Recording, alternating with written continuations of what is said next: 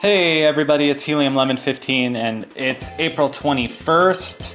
It's a Wednesday and it's about 9 p.m. And you remember, I was usually in the groove of doing these videos in the evening after I get stuff done.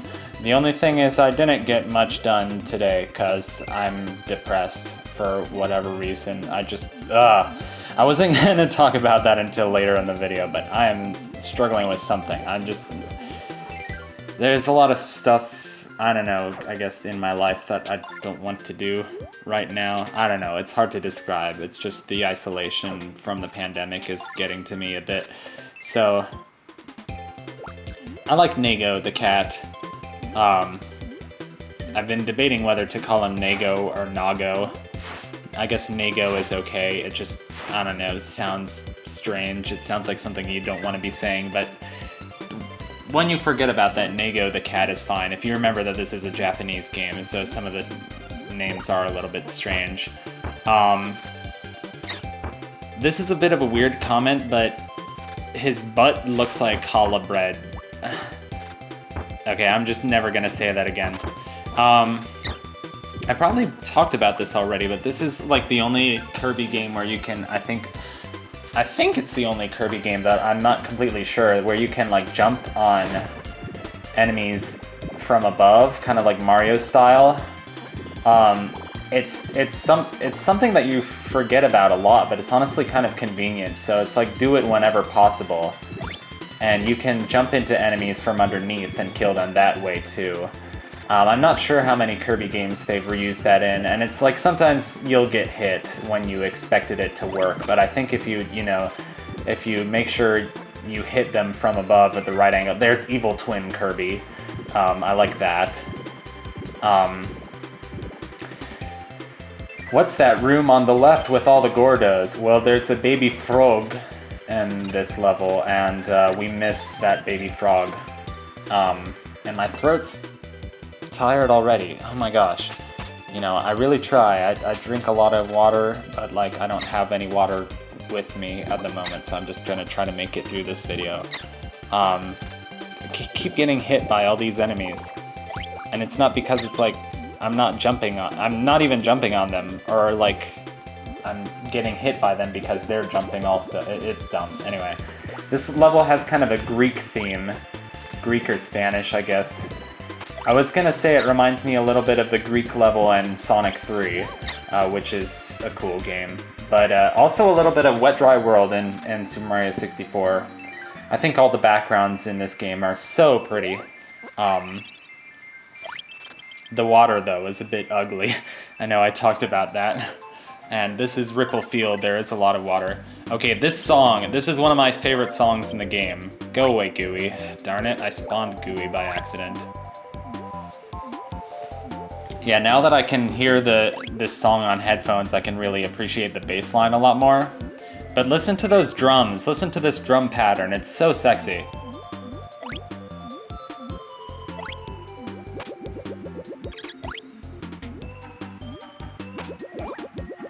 This song is just so deliciously composed. It's got such an interesting variety of sample that are not like, you know, it's some of the kind of the more unique samples that they use in this game, like more ethereal samples or more electric piano sort of stuff, or stuff that sounds almost slightly out of tune, but it's like a stylistic choice. Yeah, this game has such good music. It's kind of an iconic soundtrack, even though it's a slightly more obscure Kirby game. I mean, it's no superstar.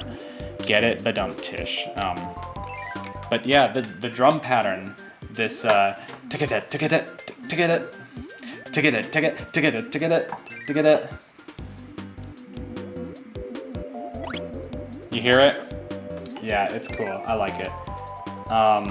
Being the musician that I am, this part of the level looks really pretty, namely because it's not underwater, and everything underwater in this game looks kind of ugly. We're supposed to have Kine. I think Kine has to fit through this section right here. with the fire and the stone, and it's like, oh, I didn't get a fire ability before, and so you would need to like get it and then keep it at this point. Yeah. In other news, I ate a bag of Cheeto Puffs today because I was feeling depressed, and that's kind of becoming a habit for me, especially in like COVID. Like, I just kind of want to do like whatever I feel like because like, the pandemic makes no sense anyway. So it's just like, you know, eat junk food because it feels good, you know, procrastinate because it feels good. It's like, I don't know. There is some truth to, you know, you should like do what feels good, but like, you know, people have like for centuries, like philosophers have tried to like struggled with like the idea of like, well, what feels good, because like as Americans we're kind of crippled by like how much fast food we have or how much technology we have, and we're so like dependent on these things. I don't know. Anyway, that's a whole big rant. I was just gonna say I like Cheeto Puffs. So that was my go-to depression snack, I guess. I don't know. It was gonna be either that or like Goldfish Extra Flavor Blast or spicy sweet chili Doritos. I call them the purple Doritos because they come in a purple bag. They're definitely my favorite Doritos. As a company and as like a whole like thing, I kind of hate Doritos. But the purple Doritos make up for my hatred of Doritos, as, you know, as the huge freaking corporation and like junk food like king that they are. I don't know. Yay, this part is so interesting. You get to avoid spikes.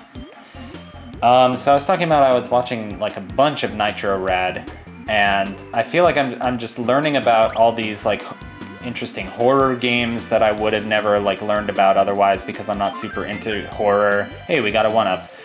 But also just all the like RPG Maker games that he covers, like the Yume Nikki, like the original Yume Nikki and the games that it's sort of inspired, other RPG Maker horror games, and sort of like weird games, like the games that inspired or were inspired by Undertale and One Shot, except there are these games called Off and then Suits, and they're like much older games, and I think they were, you know, they came before Undertale, and, you know, I would have never heard of Off were it not for Nitro Rad. I'd heard of Hilux already. I like Hilux a lot. Hilux is the kind of very experimental thing that I like. This background is so pretty. Look at this. This is just gorgeous. It's Sebastian the Crab again. Yeah, Off is interesting. Suits is interesting. I'm gonna have to play those games. Hilux I knew about because Vinesauce Vinny played it. Oh boy, speaking of Vinesauce Vinny. Vinesauce Vinny is a streamer that I have a lot of respect for and that I've talked about before. And, you know, in this sort of era of, you know, Me Too and cancel culture, everybody's super sensitive to like sexual abuse allegations. And people have been making up fake stuff about Vinny. Like, you know, Vinny's really a good guy, a nice guy. But people have literally been making up fake emails saying that Vinny Vinesauce got them infected with syphilis. Like, he knew he had it and he had sex with them anyway. It's so dumb. It's just revolting, to say the least. And so, like, understandably, Vinny is really upset about the whole thing. He's like, this isn't me, I would never do this.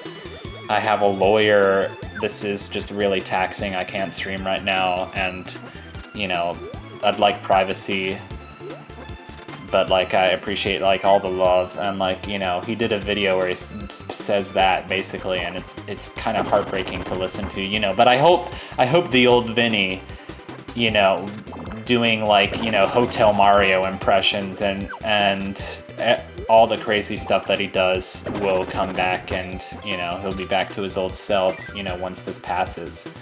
But it's like on top of the pandemic, you know, and everything is just, you know, going to bath. Which I'm not even sure what that expression means, but it's just perfect. This reminds me a lot of Kirby 64. It's pretty simple. I'm not sure why there are 2 rooms. Maybe one of them is to reset. I play this very carefully because if you make one mistake here, you do have to restart. Or maybe there is a way to reset it. So I was just making extra sure to do it absolutely perfectly, which is what I'll do when we do 64. And I'd like to do 64. In fact, the reason that I did this so quickly after I finished Dreamland 2 was I had this idea where, like, spring and summer I was just gonna, like, you know, do as many Kirby games as I can. So it was those 3 that I really wanted to do. It was Dreamland 2, Dreamland 3, and 64. So these things are weird. They're like little chocolate dots that rotate. They're a very kind of weird, like, Legend of Zelda ripoff. And then I like how they're vaguely attached to the block, so that when you eat the block, they just fall to the floor. They're like, yeah. This is a very Kirby Superstar, even like Mario-esque looking level right here. Coo, oh boy. We haven't seen a whole lot of Coo yet. You remember Coo from Dreamland 2. Coo is cool. Coo is an owl. I like Coo as a character. Owls are cool. Coo's controls are so weird. Like, imagine Kine, but in the air. Like, maybe they're the same as they were in Dreamland 2. Heck if I know. I didn't like them much in that game either. They're just so, like... I remember there was a point, you know, the last time I was playing this game and getting all this heart stars and doing 100% completion, where I was just like, okay, think of Coo as like you're playing a top-down Zelda game. Just in a side-scroller, and that's how I made sense of it. And I don't know if that makes any sense. Okay, so unfortunately this is the boss fight that we're gonna have to revisit to get the good ending, and I hate that. This boss fight is Acro. Acro is pretty cool, I guess. Acro is just an anagram of Orca. It's pretty obvious. This fight is terrible.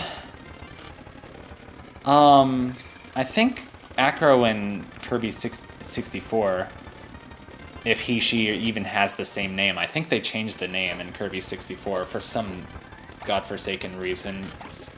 Whatever, HAL Laboratory can't make up their darn mind. You remember the boss of level, what was it, 3 in Dreamland 2? This is that, except just worse. I came into this fight without an ability, and I was like, okay, I'm gonna do this legitimately. You have to blow the things back at him when he's, you know, while you're swimming, and it's just so bad.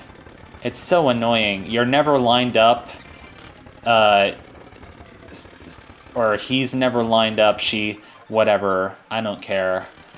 I just don't like this fight. It takes forever. And yeah, there's my rant, and back to your regularly scheduled programming from Halifax, Nova Scotia. Boop boop boop boop boop boop boop boop boop boop boop boop boop boop boop boop boop boop boop boop. I'm pretty sure you can't blow the anchors at him. It's pretty funny that just her babies are projectile weapons. It's so dumb.